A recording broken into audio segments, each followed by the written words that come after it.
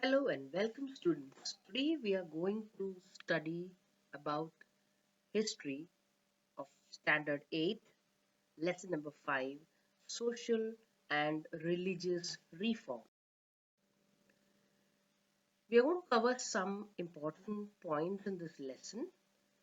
First is we'll see the background of it, that is introduction.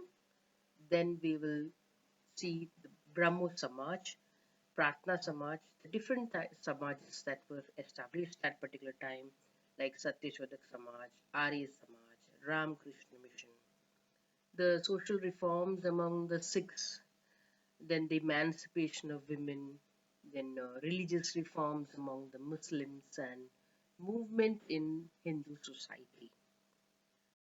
Start with the lesson, but before we start, let us see the meaning of the name of the lesson, that is social and religious reform.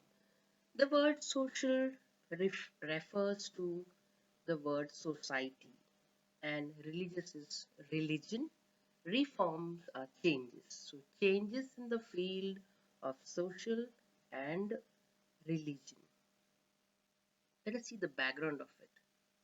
See, the Britishers gave us education, that's English education, and with help of this English education, there was spread of new thoughts.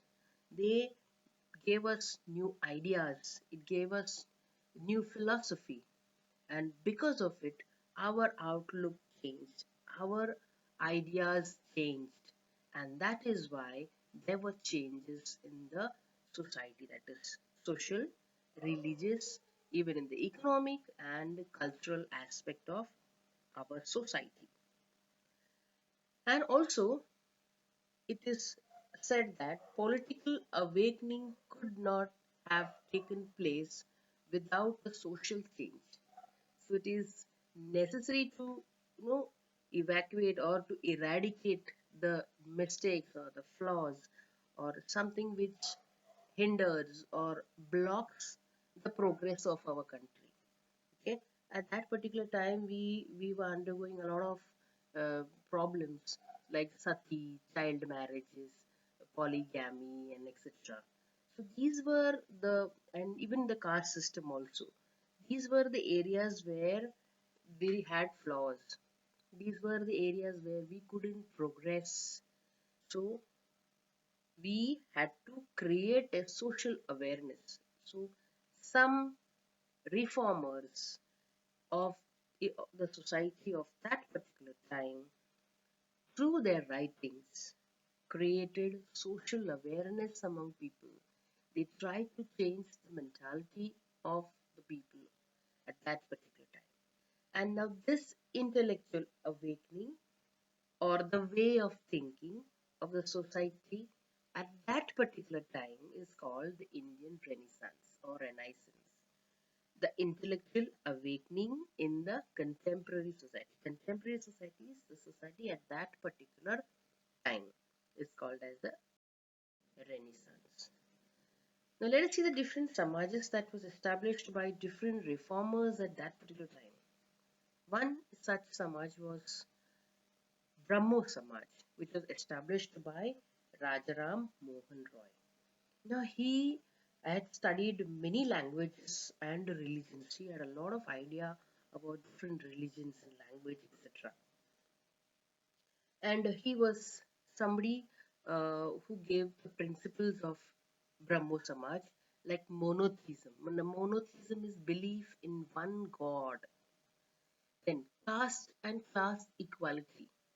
The caste, high caste and low caste, class, high class and low class. So he wanted equality from the caste and the class section. He protested against the rituals. Okay, Brahmo Samaj in general protested against all the rituals that were followed at that particular time, and they believed and they followed that prayer was the only way to attain God or to um, to reach God. They also opposed sati system.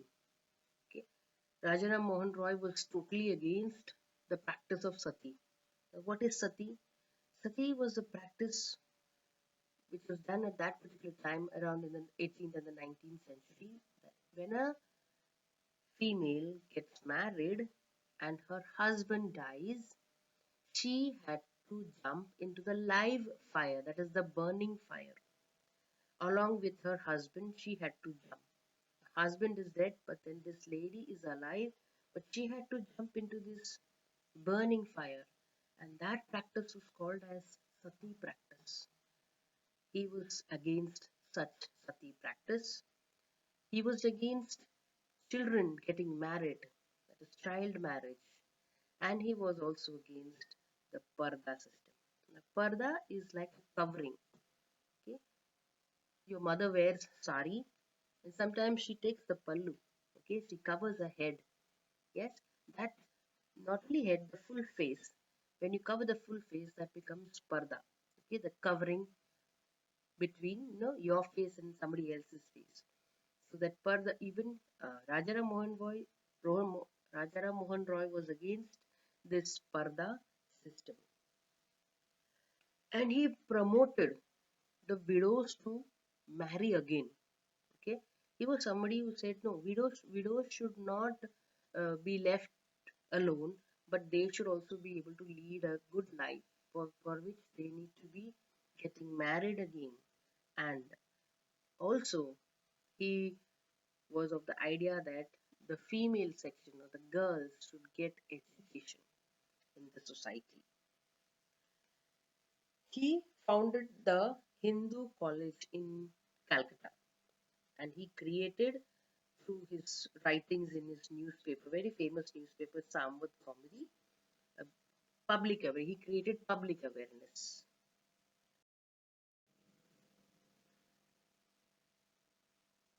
Next Samaj that we are going to talk about is Prarthana Samaj.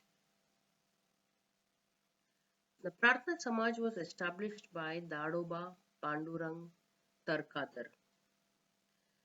Actually, he established Parmantha Sabha in Mumbai in 1848, but that Sabha got dissolved, and some of its members founded this Prarthana Samaj.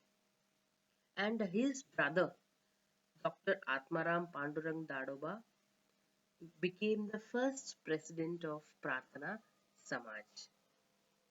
Now let us see the principles of this Prarthana Samaj. They opposed idol worship. Now, idol is image of God. Okay, they were against this image worship or idol worship or murti puja, what you say. They also said that you should have monotheism. They were of the belief that there should be only one God, belief in one God, or there is only one God, and they were against these rituals. Like Rajaram Mohan Roy, even he was against rituals, and he started orphanages, institutes for women so that they get education. Also started night schools, like day schools, night schools for workers. Workers cannot go to uh, day schools during daytime because they are working. So special schools are there in the evening, late evening hours. It's called as night school.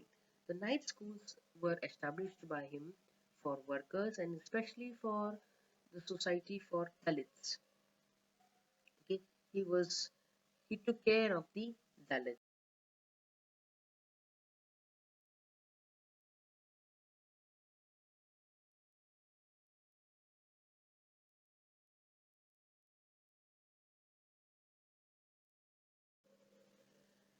Another such Samaj is Satya Shodhak Samaj, which was started by Mahatma Jyotirao Phule. You can see the image on the right. Okay, he is a famous personality.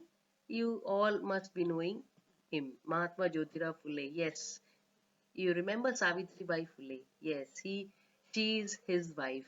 Yeah, he protested against untouchability. Now, what is untouchability? in that particular in those days in the society, there were caste systems, the upper class and the lower class. Upper class is to consider themselves as somebody great and is to never allow even the shadow of the lower caste people to fall on them. Okay, there was division between the two classes, and this lower class was considered as untouchables.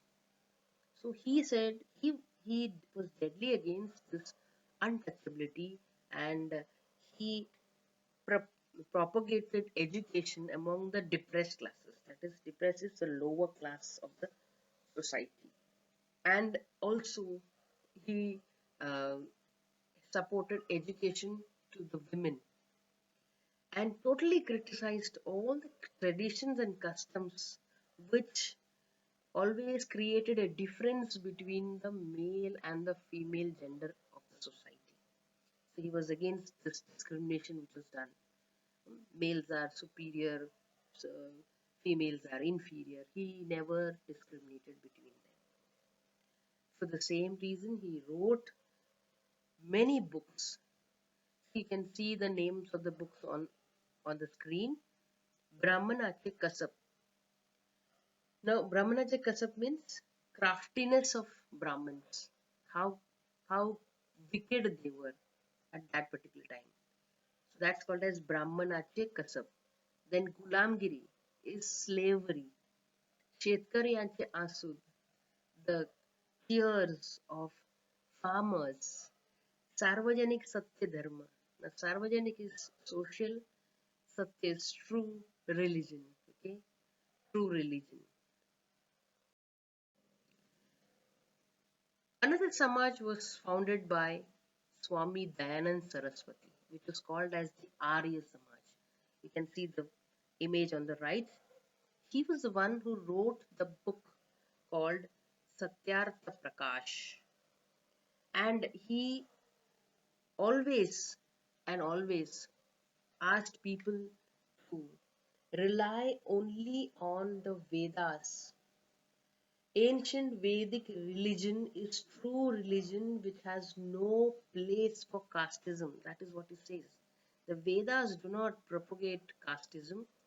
So he asserted, or he wanted people to follow Vedic religion and to follow gender equality. That is the male and the female equality. And for this reason, many education institutions were established at that particular time. Arya Samaj had a slogan, go back to the Vedas. That was a slogan given by Arya Samaj. Go back to the Vedas. He says Vedas do not have casteism. They have not discriminated the caste. So we should go back to the Vedas and follow Vedic religion. Ramakrishna Mission, another sort of Samaj which was brought established by Swami Vivekananda. He worked for people who were affected by famine. Okay, he helped those people, famine affected. Famine is when there is shortage of water, rain, etc. So he helped people who were affected by famine. He helped the patients. He gave medical help to the poor, and he was somebody who supported females to get education. And also, he allowed, he was of the belief that one should grow spiritually. Swami Vivekanand was a very, very good or an excellent orator. Okay, and that is why he attended the Parliament of Religions at Chicago as representative of Hinduism. So at Chicago, there was a conference going on, Parliament of Religions. Okay, there he represented the Hinduism, and what wonderful speech he gave. And the message that was given by him to the Indian youth was, arise, awake and stop not till the goal is achieved, which means arise, get up, awake, be awake, okay, get up and stop not, do not stop till you achieve your goal.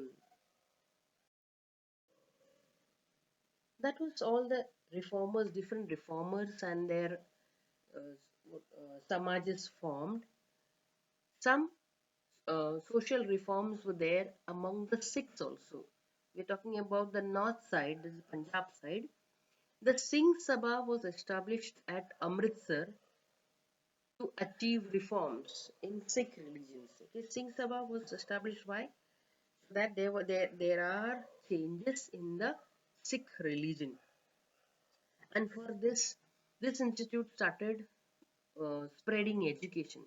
Now, through education, you can spread all such awareness, and when you are educated, you slowly move towards modernization. So this institute worked for spread of education among the Sikh community and bringing in modernization among them. Later on, Akali movement continued with their tradition of reformation, that is, tradition of change. Okay, they brought a lot of change. Next topic that we are going to see in this particular chapter is emancipation of women. Now, emancipation is freedom of women from bondage, from slavery. I earlier discussed in this lesson that the condition of women at that particular time it was really very miserable. There was child marriage, then dowry system, then sati, and then they were not allowed to remarry, and socially also they were not given a good position, an equal position. Then they were not allowed to attend schools, and in the house also they were always considered inferior. So there were a lot of problems that women were facing, and so the social reformers they thought that we should do something for freeing women in the society. And there was a lot of evil things going on. So the governor at that particular time, Lord Benting, along with Rajaram Mohan Roy, passed a law which is called as the Sati Prohibition Act. Act is a law, okay? Sati prohibition is not allowing sati to be conducted anymore. Gopal Hari Deshmukh, the image which you see on the right, advocated gender equality. Okay, he was somebody who always promoted equality among the male and female.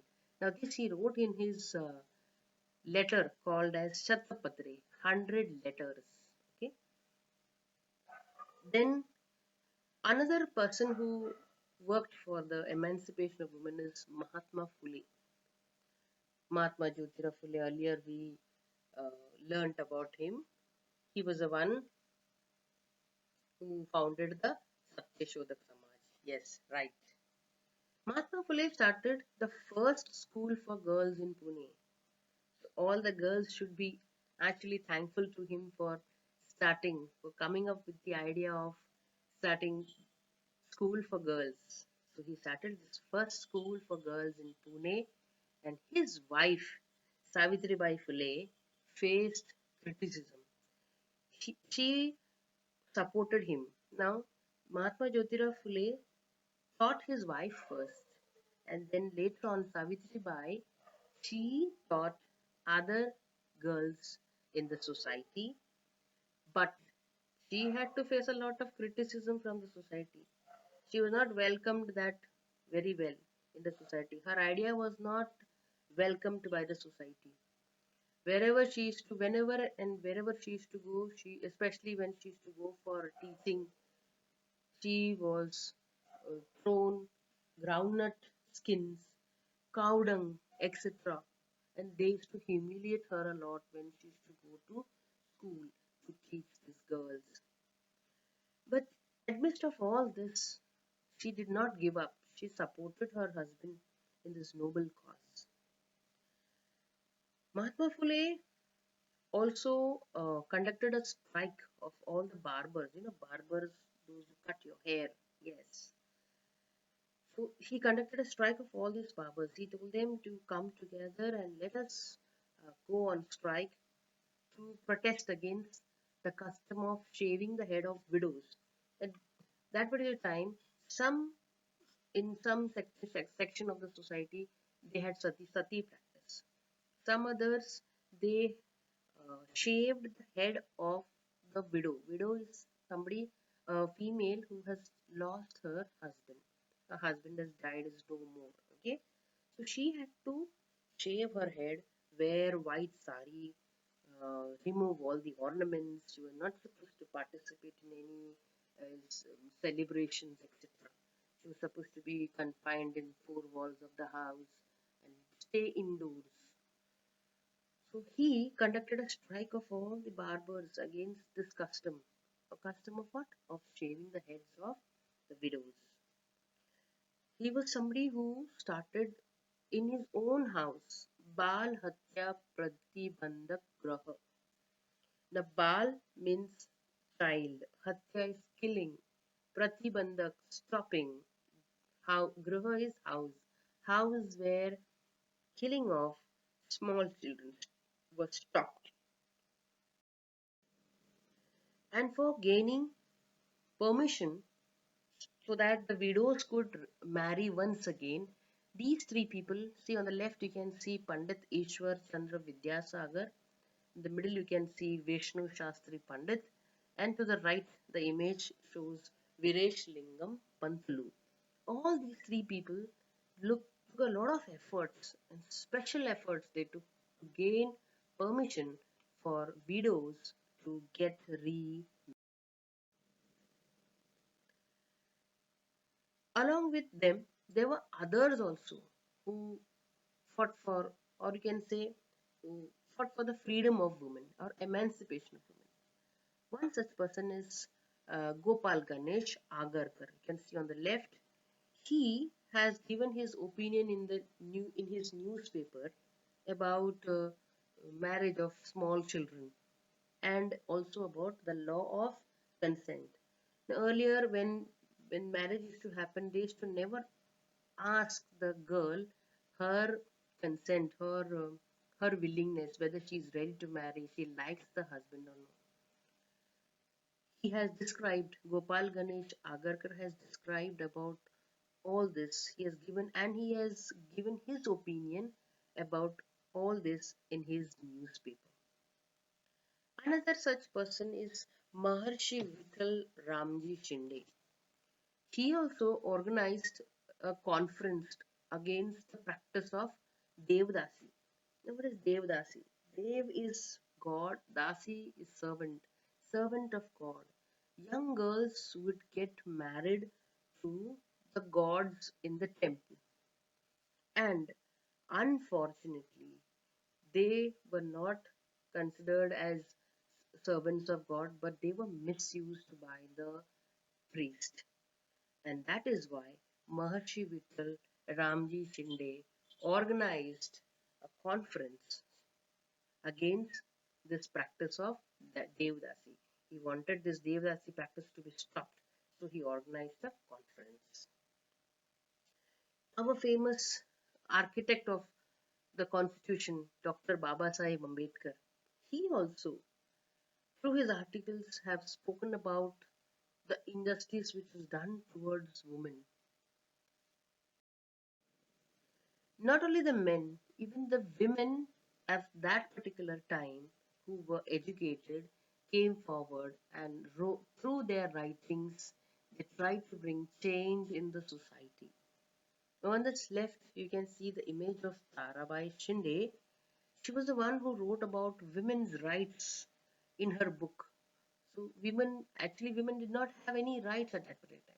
But she wrote about the rights of women. She wrote so that people could read it and understand and know that women too have rights. In her book that she has written, which is named as Sri Purush Tulna. Sri is lady, female, Purush is male, male, female Tulna is comparison, the comparison of male female. Another lady who came forward for emancipation is Pandita Ramabai. She was one who founded the Sharada Sadan, and it took care of the disabled children. Now, disabled is physical or some sort of mental limitations when you have that. That is when you call it as disabled. Okay, either you're physically not uh, having some limitation, or you are mentally having some limitations. So Sharda Sadan was institution that was founded by Pandita Ramabai, which took care of disabled children, and also it took care of the women of the society. Then we have to the right side, you can see the image of Ramabai Ranade. She, through Seva Sadan Institute, started the nursing course for women. Okay, so Seva Sadan Institute was started by her, and there she started course for women. What course? Nursing course. That is, okay, presently we see nurses in this hospital. Okay, so the nursing course was taught to them, taught to the young females in Southern Seva Southern Institute. Then we come to two more personalities who worked for the freedom of women from the social classes. Here on the left, you can see Mahatma Gandhi. Yes, Mahatma Gandhi also advocated, he proposed, or he was uh, of the fact that women should get education, or women should be educated, and women at that particular time during just the pre-independence period, lot of women took part in the freedom. His own wife Kasturba Gandhi, then Sarojini Naidu, Aruna Asaf Ali, and many other women took active part in the freedom struggle of our India. Another person that we see here is Maharshi Dondo Keshav Karve. He was the one who started Anant Balika Ashram. Sorry, Anath Balika Ashram, an orphanage for girls. Anath means orphan. Balika ashram is shelter. Balika ashram is shelter for the orphaned children. So it's an orphanage for girls, especially for girls. He started this Anath Balik Ashram. Also set up the first, he was the first one who set up the women's university. Okay, first women's university was set up by him in the 20th century. Okay, the first school was set up by Mahatma Jyotirao Phule. Same way here, the first women university was set up by Maharshi Dondo Keshav Karve in the 20th century.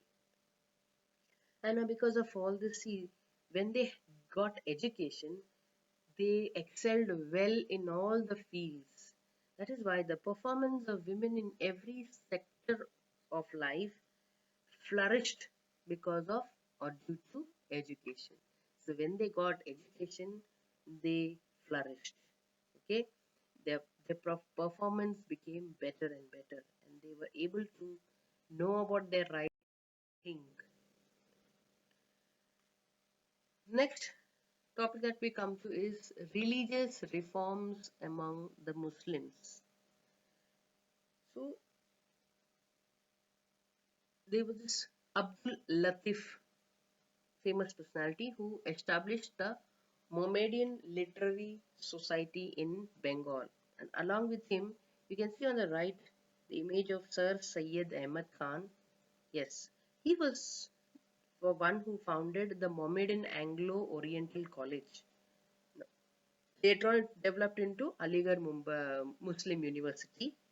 And he was the one who was of the idea that one should get education, modern education. He was the one who advocated or propagated modern education, Western science, and technology. He firmly believed, that the Muslims could make progress only by studying modern education and science. Okay, if education is not given to them, then they will not progress. Like the Muslims, even the Hindus, even in the Hindu society, there are movements. You can see Pandit Madan Mohan Malviya, who laid the foundation of Banaras Hindu University. Another person is Dr. Keshav Baliram Hedgewar, who established the Rashtriya Swayamsevak Sangh in 1925 at Nagpur. To the right, we have the image of famous V.D. Savarkar, that is Vinayak Damodar Savarkar, who built the Patit Pavan temple at Ratnagiri, which was open to all the caste of Hindu religion. The temple, Patit Pavan temple, was built by him at Ratnagiri, and he made it open for all the devotees, all the caste, all the sections of the society to come and worship God. And let us come to the conclusion. We saw that education helped people to think, to grow. There was change. So, on the principles of liberty, equality, and nationalism, the Indian social reformers set up a nationwide political movement. They understood that if there is change or reform in the society and in the way the people thought about their religion, then bringing political change was easier. So they worked on the principles of liberty, that is freedom, equality, that is maintaining equality among both the men and the women, and spreading nationalism, love for the country. The Indian social reformers set up a nationwide political movement. So, with the help of this, they moved ahead with the political movement. And now, the study of this particular movement will be dealt in the next chapter. The next chapter, we will see how the beginning of freedom movement began. I hope you have understood this chapter thoroughly. If you have any questions or comments, please mention below at the end of this video. Thank you.